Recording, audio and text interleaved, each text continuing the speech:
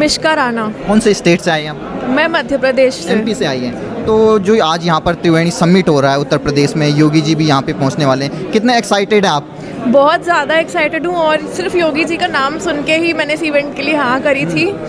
और बहुत अच्छा लग रहा है ये देख के कि कैसे वो डिजिटल क्रिएटर्स को आगे बढ़ा रहे हैं। अभी तक किसी भी गवर्नमेंट ने हमें ये चांस नहीं दिया था कि हम क्रिएटर्स और इन्फ्लुएंसर्स जो हैं वो आगे आएँ। इसको सिर्फ एज अ साइड चीज़ देखा जाता था और अब इसको जैसे रिकॉग्नाइज़ कर रही है मोदी गवर्नमेंट और योगी जी जिस तरीके से इवेंट करवा रहे हैं, तो बहुत अच्छा लग रहा है ये देखकर कि हमें भी वो रिकॉग्निशन मिल रहा है और वो हमें आगे बढ़ा रहे हैं। तो क्या कहना चाहेंगे, एक तरीके से जो डिजिटल मीडिया से जुड़े हुए हैं इन्फ्लुएंसर हैं, उनको भी एक तरीके से नेशनल बिल्डिंग के प्रोग्रामों में इंक्लूड किया जा रहा है गवर्नमेंट की तरफ से। योगी जी को देख कर आपके मन में क्या ख्याल है? आप तो एमपी से आई हुई हैं। योगी जी को देख के एक ही ख्याल आता है, वो जो कि नेक्स्ट पीएम। और हमारे एमपी वाले भी उनको बहुत ज़्यादा सपोर्ट करते हैं और उनकी जो लीडरशिप है वो बहुत ज़्यादा इंस्पायरिंग है और इफ़ेक्टिव है। कैसे उन्होंने यूपी को इन सालों में पूरा चेंज कर दिया है। पहले भी आप यूपी आई हैं पहले? नहीं, कभी नहीं, बट मेरे जो पूर्वज हैं, मेरी दादी साइड वाले, वो यूपी से ही थे। तो मेरी दादी ने भी रिसेंटली विजिट किया था, तो उन्होंने मुझे बताया कि ज़रूर इसमें जाना, क्योंकि हम जिस यूपी में रहते थे और आज का यूपी वो पूरा बदल चुका है। तो कितना आपको चेंजेस दिखा जब आप फ्लाइट से भी आए होंगे, यहाँ पर देखा होगा आपने, कितना एक तरीके से ट्रांसफॉर्मेशन आया है उत्तर प्रदेश में? मैंने पहले विजिट नहीं किया, बट मुझे यूपी और बेंगलोर हैदराबाद में कुछ इतना फ़र्क नहीं लगा, क्योंकि वैसा इंफ्रास्ट्रक्चर है, फैसिलिटीज़ है और सब कुछ काफ़ी अच्छा है। काफ़ी अनसेफ बताया जाता था, गुंडाओं का राज बताया जाता था, इलिटरेट, अनसेफ, ये सब बताया जाता था, बट ऐसा कुछ भी नहीं दिखा। तो चाहते हैं कि यही लीडरशिप भी आगे रहे। बिल्कुल। इस समय हम मौजूद हैं लखनऊ में, द सेंट्रम होटल ये है 5 स्टार होटल, और यहाँ पर आज एक तरीके से बहुत बड़ा क्रिएटर समिट होने वाला है। 19 राज्यों से ज़्यादा के बड़े बड़े क्रिएटर हो, सोशल मीडिया से जुड़े हुए हो, डिजिटल मीडिया से जुड़े हुए या सामाजिक बड़े बड़े लीडर आज यहाँ पर एक तरीके से समिट होने वाला है। और ये जो समिट होने वाला है, ये होने वाला है, आप देख सकते हैं यहाँ पर राम भाव महालगी प्रबोधनी, ये NGO है जो लगातार एक तरीके से नेशनल बिल्डिंग हो या तमाम एक तरीके से जो लीडरशिप क्रिएट करने के लिए चर्चा करता रहता है, वैसा NGO है। और आज यहाँ पर लखनऊ में ये समिट होने वाला है। लगभग 19 से ज़्यादा स्टेट के यहाँ पर बड़े बड़े क्रिएटर शामिल होने वाले हैं। तो उन्हीं से पता करेंगे कि आखिर योगी आदित्यनाथ की सरकार में कितना उनको बदलाव यहाँ आकर हुआ है, उत्तर प्रदेश को देखकर हुआ। मेरा नाम शैलजा शर्मा है एंड मेरा इंस्टाग्राम पे user name nerd with a bindi है।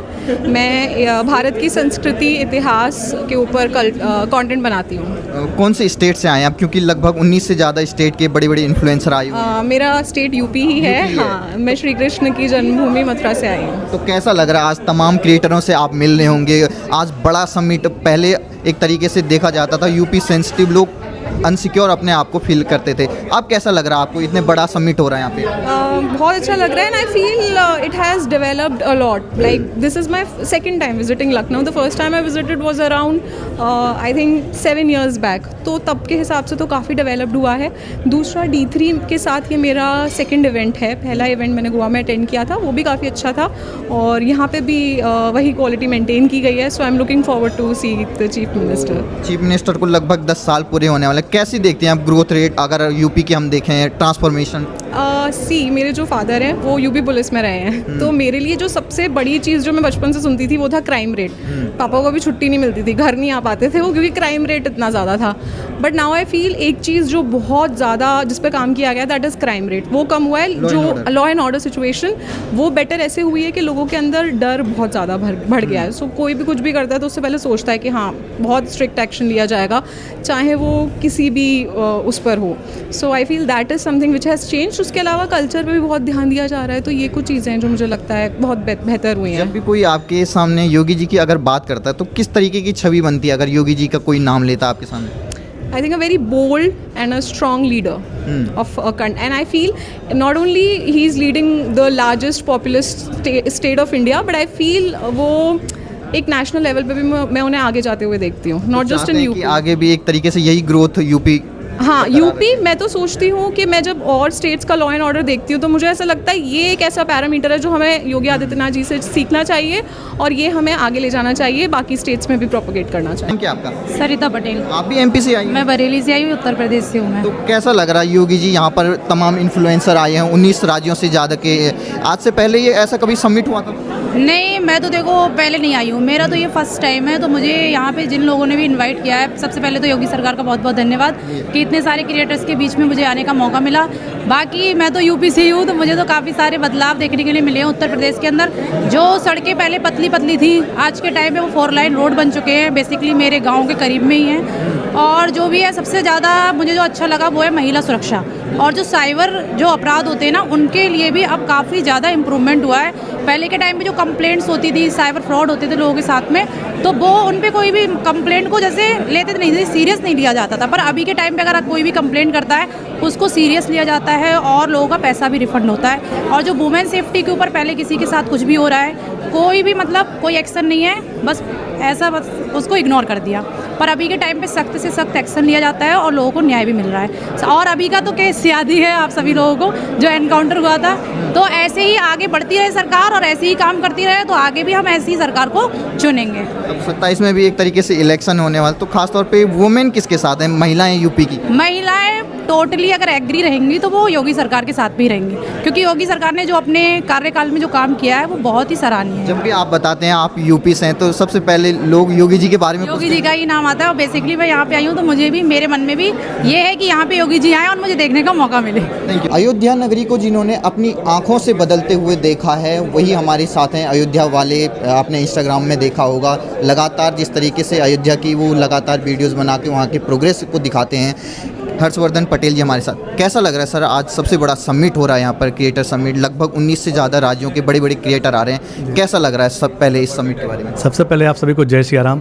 बहुत ही अच्छा लग रहा है, जैसे ही सारे कार्यक्रम पहले बड़े बड़े शहरों में होते थे, आज लखनऊ में ऐसा कार्यक्रम हो रहा है। मुझे बहुत ही अच्छा लग रहा है कि पूरे देश से क्रिएटर्स लखनऊ आए हैं और हमारी संस्कृति को देखेंगे और उसको पूरी दुनिया को दिखाएंगे। 2017 के बाद जब से योगी आदित्यनाथ जी मुख्यमंत्री बने हैं उत्तर प्रदेश के, अयोध्या नगरी में क्या परिवर्तन देखा जो आपने खुद दिखाया है? अयोध्या हमारी धार्मिक नगरी, हमारी संस्कृति की पहचान है, लेकिन लोग उसे विवाद से जोड़ दिए थे।